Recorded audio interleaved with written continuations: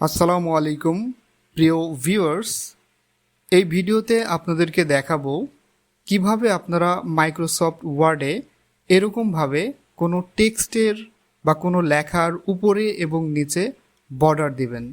আমাদের বিভিন্ন সময় বিভিন্ন প্রয়োজনে কোনো লেখা বা টেক্সটের উপরে এবং নিচে বর্ডার দেওয়ার প্রয়োজন হয়।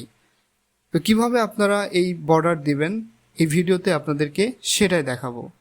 ভিডিওটি শুরু করার আগে সবার প্রতি আমার একটাই অনুরোধ, আপনারা দয়া করে আমার চ্যানেলটি সাবস্ক্রাইব করুন এবং নতুন নতুন ভিডিওর নোটিফিকেশন পাওয়ার জন্য পাশে থাকা বেল আইকনটি ক্লিক করে রাখুন। তো আপনাদেরকে দেখানোর জন্য আমি নতুন করে আরও একটা টেক্সট লিখব। দেখেন,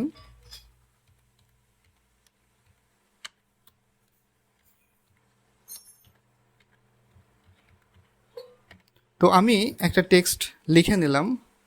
তো লিখে নেওয়ার পর এটাই কিভাবে আমি উপরে এবং নিচে বর্ডার দিব ঠিক এরকমভাবে। তো দেখেন, আমি আপনাদেরকে দেখাচ্ছি। তো এর জন্য আপনাদেরকে এই যে আপনারা দেখতে পাচ্ছেন হোম মেনুতেই একটা অপশন আছে, এই যে এখানে বর্ডার্স। তো এই অপশনের এখানে এই যে নিচের এই চিহ্নটা আছে, এখানে ক্লিক করুন। ক্লিক করার পর এখানে দেখতে পাচ্ছেন সর্বশেষ অপশনটি বর্ডার্স অ্যান্ড শেডিং, এখানে ক্লিক করুন। তো ক্লিক করার পর আপনারা এই যে অপশন দেখতে পাচ্ছেন বর্ডার্স, এখান থেকে এই যে বক্স লেখা আছে এটা সিলেক্ট করুন। তো সিলেক্ট করার পর আপনার বর্ডারটা কোন ধরনের স্টাইল আপনি সিলেক্ট করবেন সেটা সিলেক্ট করুন। তো ধরেন আমি এরকম একটা স্টাইল ঠিক এটা সিলেক্ট করলাম। তো সিলেক্ট করার পর এখন আপনার বর্ডারের কালারটা কেমন দিবেন। তো যেহেতু আগের কালারটা কালো দেওয়া আছে, আমি নতুন একটা কালার, এটা নীল দিলাম।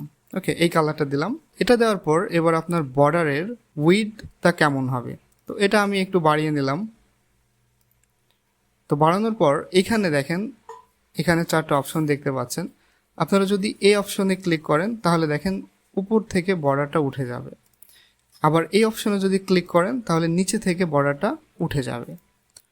তো যেহেতু আমি দুই পাশে 2টা বর্ডার তুলে দেব, তার জন্য আমি এখানে ক্লিক করলাম। দেখেন এই সাইডের বর্ডারটা উঠে গেল এবং এখানে ক্লিক করলাম, দেন এই সাইডের বর্ডারটা উঠে গেল। এখন জাস্ট ওকেতে ক্লিক করব। ক্লিক করার পর দেখেন এরকমভাবে কিন্তু লেখার উপরে এবং নিচে বর্ডার হয়ে গেছে। তো ভিউয়ার্স, আমি আশা করি এই ভিডিওটি আপনাদের অনেক উপকারে আসবে। সবাই আমার চ্যানেলের সাথেই থাকুন, লাইক, কমেন্ট এবং সাবস্ক্রাইব করুন। দেখা হবে নতুন কোনো ভিডিওতে।